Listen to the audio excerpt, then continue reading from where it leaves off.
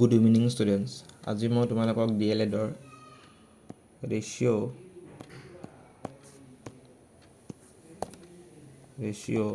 and proportion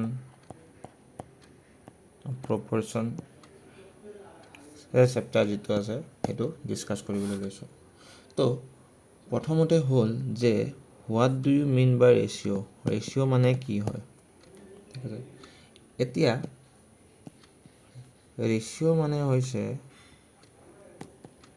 compare between two things. Compare between two things মানে কি, দুটা বস্তুৰ মাজত কৰা তুলনা, ঠিক আছে। ৰেচিঅ' মানে হৈছে অনুপাত,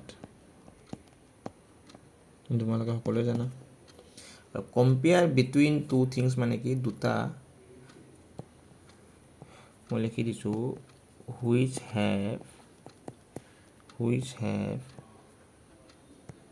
চেম ইউনিট, যাৰ এককটো একে, তাহাঁতৰ মাজৰ তুলনাটোৱে হৈছে কি ৰেচিঅ', ঠিক আছে। তো কথাটো হ'ল যে ৰেচিঅ' ছাপ'জ 5 কেজি ৰাইচৰ লগত আমি 5 লিটাৰ মিল্ক কম্পেয়াৰ কৰিব নোৱাৰোঁ। কাৰণ কেলৈ নোৱাৰোঁ, কাৰণ ইয়াৰ যোনটো একক আছে সেইটো চোৱা, কেজিটো হৈছে ওজনৰ একক আৰু লিটাৰটো হৈছে জুলীয় পদাৰ্থৰ একক। তো এইটো আমাৰ কম্পেয়াৰ নহয়। তো অবভিয়াছলি 5 কেজি ৰাইচৰ লগত কম্পেয়াৰ হ'ব 5 কেজি ছাপ'জ আটা, ঠিক আছে, আটা।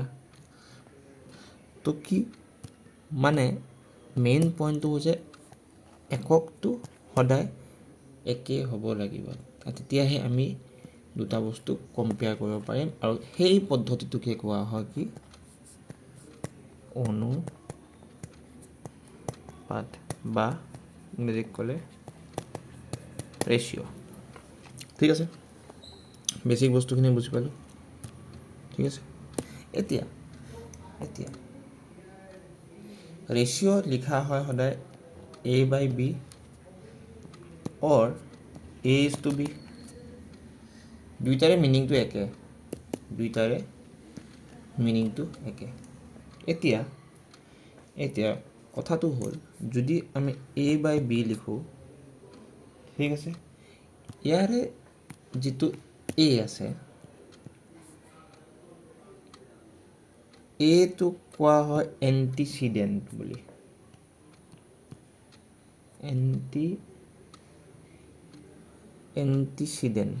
এণ্টিচিডেণ্ট বুলি। আৰু বিটোক কোৱা হয় কনচিকুৱেণ্ট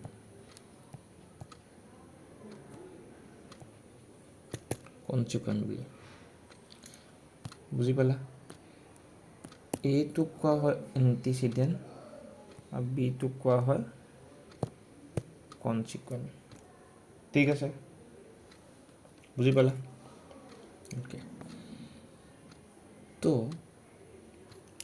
নেক্সট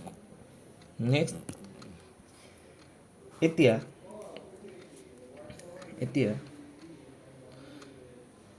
আৰু কি আহিব,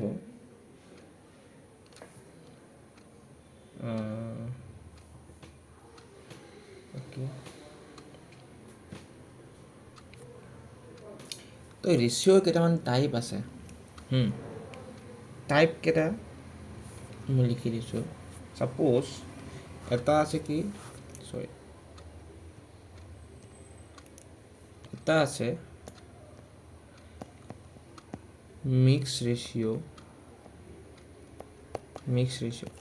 এতিয়া X:Y, এইটো সদায় ইজটো বুলি মাতে, and P:Q are in ratio', মানে এই দুইটা ৰেচিঅ' হয়। তো ইহঁত দুটাৰ মিক্স ৰেচিঅ'টো যদি আমি ওলাব লাগে, মিক্স ৰেচিঅ'টো কি হ'ব জানানে? px বাই qy, এইটো হ'ব ইহঁতৰ মিক্স ৰেচিঅ' বুলি কয়। এইটোক কোৱা হয় mix ratio' or compound ratio or compound ratio, ঠিক আছে।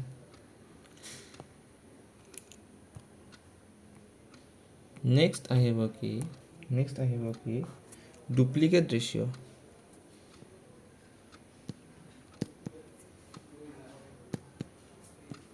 Duplicate ratio'.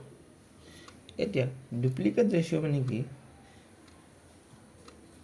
যদি A:B এটা ৰেচিঅ' হয়, ইহঁতৰ ডুপ্লিকেট ৰেচিঅ' হ'ব কি জানানে? A²:² এইবোৰ তোমালোকে চবে নোট কৰি ল'বা। আমি নেক্সট ক্লাছত ইয়াৰ প্ৰব্লেমবিলাক কৰিম। নেক্সট আহিব কি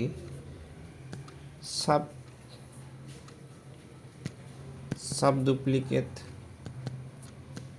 ৰেচিঅ'।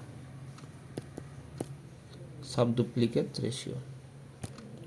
এতিয়া ছাপোজ যদি A আৰু B এটা ৰেচিঅ' হয়, তো ইহঁতৰ সাব ডুপ্লিকেট ৰেচিঅ'টো হ'ব √A:√B, ঠিক আছে।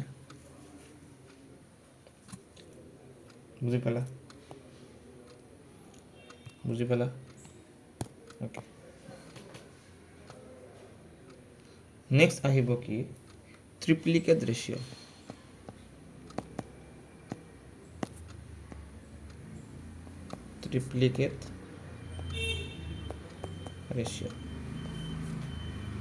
এতিয়া যদি A আৰু B এটা ৰেচিঅ' হয়, ইহঁতৰ ট্ৰিপ্লিকেট ৰেচিঅ' হ'ব কি A³:B³, ঠিক আছে। বুজিছা? নেক্সট আহিব সাব ট্ৰিপ্লিকেট ৰেচিঅ'। এইবোৰ চবে লিখি ল'বা, কনচেপ্টবিলাক কি লিখাইছোঁ। সাব ট্ৰিপ্লিকেট ৰেচিঅ', ঠিক আছে। যদি A আৰু B A:B এটা ৰেচিঅ' হয়, সিহঁতৰ সাব ট্ৰিপ্লিকেট ৰেচিঅ' হ'ব ³ B, ঠিক আছে। আৰু এটা আছে সেইটো হৈছে ইনভাৰ্ছ ৰেচিঅ'।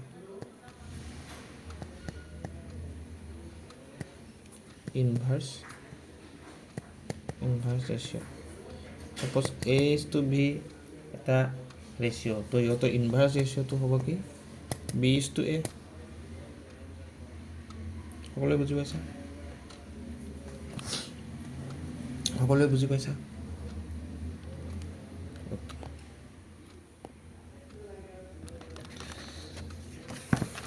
তো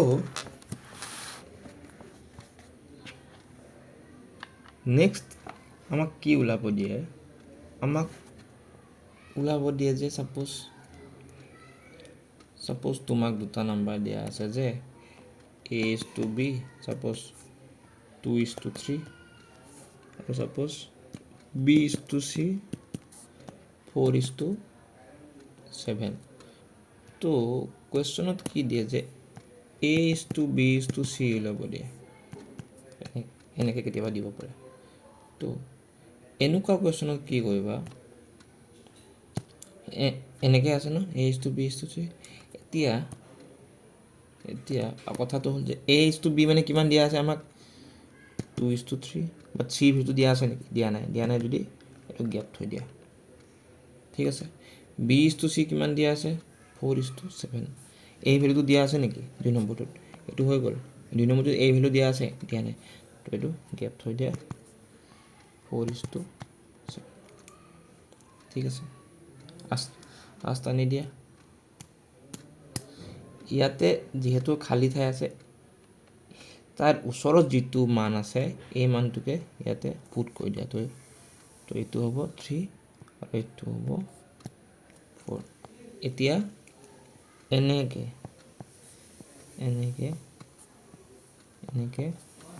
মাল্টিপ্লাই কৰা মানে কিমান হ'ব 8 12 21 this is the বুজি পাইছা সকলোৱে বুজি পাইছা সকলোৱে বুজি পাইছা সকলোৱে বুজি পাইছা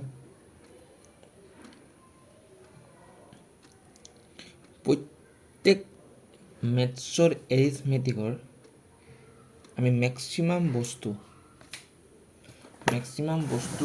ৰেচিঅ'ৰ থ্ৰুদি কৰিব পাৰোঁ প্ৰায় সৰহসংখ্যক বস্তু আমি ৰেচিঅ'ৰ থ্ৰুদি বহুত চিম্পল ৱেত কৰিব পাৰোঁ ঠিক আছে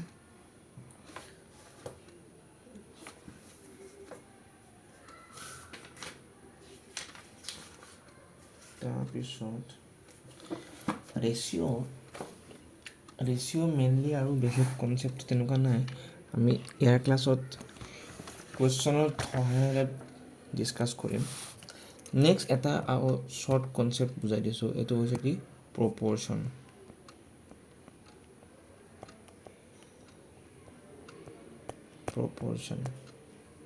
মানে কি সমানুপাত এতিয়া দুটা ৰেচিঅ' সমানুপাত বুলি কেতিয়া ক'ম যেতিয়া A:B এইটো এই চিম্বলটো হৈছে সমানুপাতৰ চিম্বল ইকুৱেল টু C:D হয় তেতিয়া যদি দুটা ৰেচিঅ' সমানুপাতত থকা বুলি কয় আমি এনেকৈ এক্সপ্ৰেছ কৰিম ঠিক আছে তো আমি ইয়াক কি বুলি লিখিম যে A/B ইজুকেল টু C/D ঠিক আছে যদি ইয়াক আমি বজ্ৰ পূৰণ কৰোঁ তেতিয়া কি পাম AD equal to CB this is one relationship আৰু এই ৰিলেশ্যনশ্বিপটো কি বুজাইছে চোৱা ভালকৈ মন কৰা যে শেষৰ দুটাৰ পূৰণফল মানে কোন দুটা শেষৰ ছাপ'জ শেষৰ দুটাৰ পূৰণফল মাজৰ দুটাৰ পূৰণফলৰ সমান বুজি পালা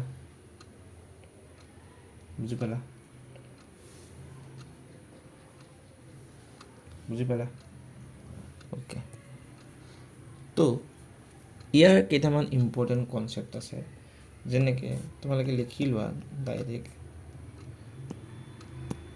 when 3 number are given যেতিয়া তিনিটা নাম্বাৰ দিয়া থাকে আমি এতিয়া কেনেকৈ ওলাম যে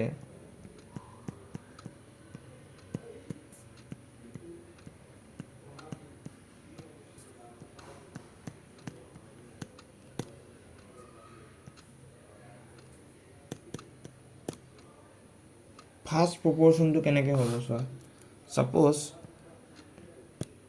X:A প্ৰপৰশ্যনটো B:C ঠিক আছে তো ফাৰ্ষ্ট প্ৰপৰশ্যনটো ওলাবলৈ হ'লে আমি কি কৰিম যে XC ইকুৱেল টু AB আৰু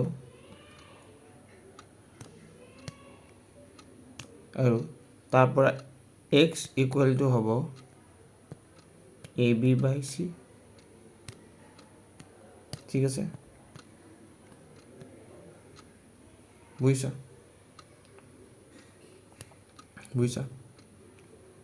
যদি এইটো ক'ত এপ্লিকেবল হ'ব এইটো তাতে এপ্লিকেবল হ'ব য'ত অকল তিনিটা নাম্বাৰ দিয়া থাকে তাতে এইটো বস্তু এপ্লিকেবল হ'ব নেক্সট হয় যে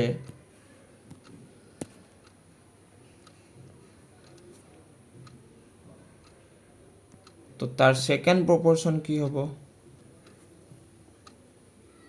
সেকেন্ড প্ৰপৰশন কি হ'ব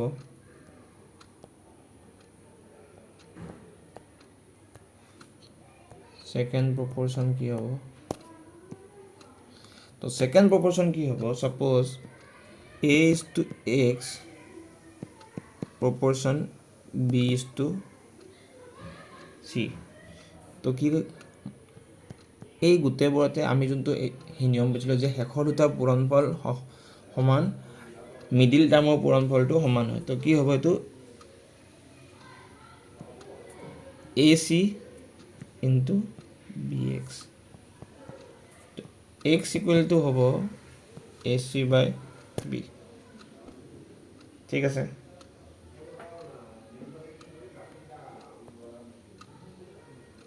ঠিক আছে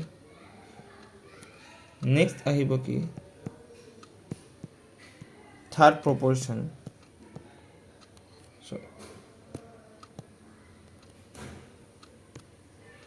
থাৰ্ড প্ৰপৰশন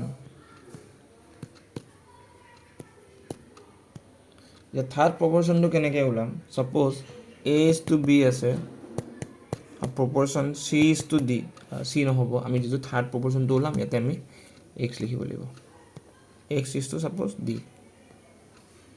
ঠিক আছে তো কি কৰিম যে শেষৰ দুটা পূৰণফল ad equal to bx তো তাৰ মানে আমি কি লিখিব পাৰো যে ad by d equal to x and fourth proportion proportion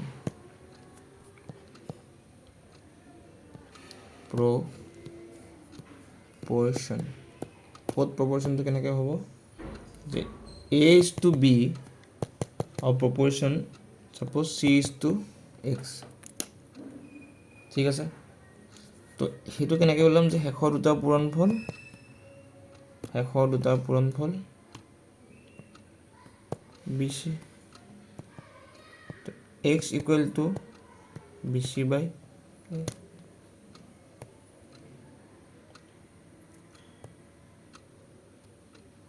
bc by a ঠিক আছে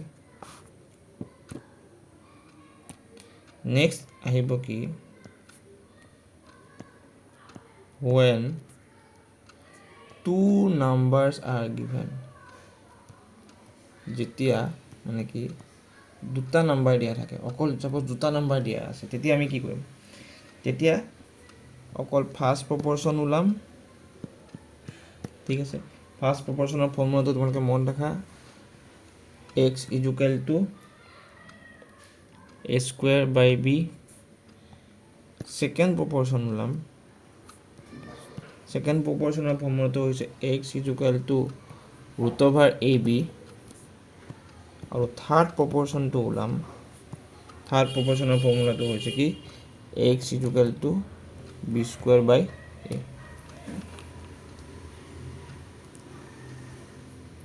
ঠিক আছে বুজি পাইছা সকলোৱে বুজি পাইছা ইমানখিনিলৈকে সকলোৱে বুজি পাইছা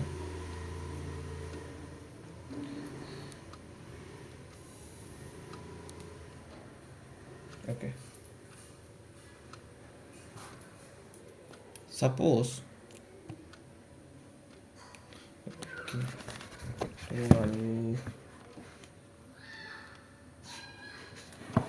এটা নিয়ম আছে সৰু সেই নিয়মটো লিখি দিছো যে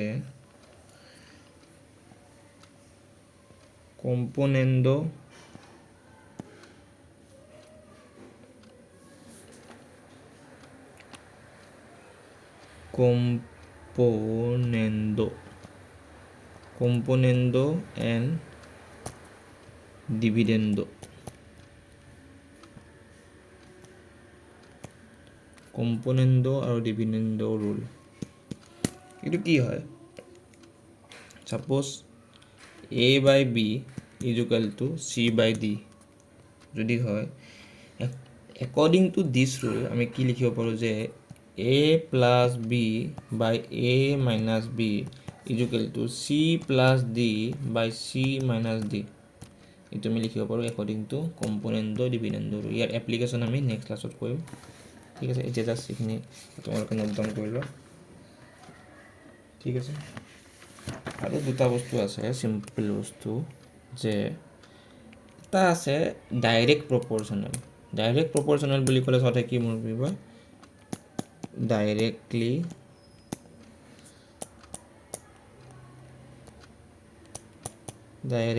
প্ৰপৰ্চনেল। এতিয়া ডাইৰেক্টলি প্ৰপৰ্চনেল বুলি ক'লে আমি কি লিখিম? যে x is directly proportional to y. ঠিক আছে, আৰু ইনডাইৰেক্টলি প্ৰপৰ্চনেল বুলি ক'লে ইনডাইৰেক্টলি প্ৰপৰ্চনেল বুলি যদি কওঁ তেতিয়া কি হ'ব জানানে? তেতিয়া হ'ব x is inversely proportional to y. তো এইখিনিয়ে আছিলে ৰেচিঅ' এণ্ড প্ৰপৰ্চনৰ মেইন কনচেপ্টখিনি। আমি ইয়াৰ ওপৰত নেক্সট ক্লাছত প্ৰব্লেমছ কৰিম। তো আজিলৈ ইমানে, আমি নেক্সট ক্লাছত আকৌ লগ পাম। Study well. We will meet in the next class. Thank you.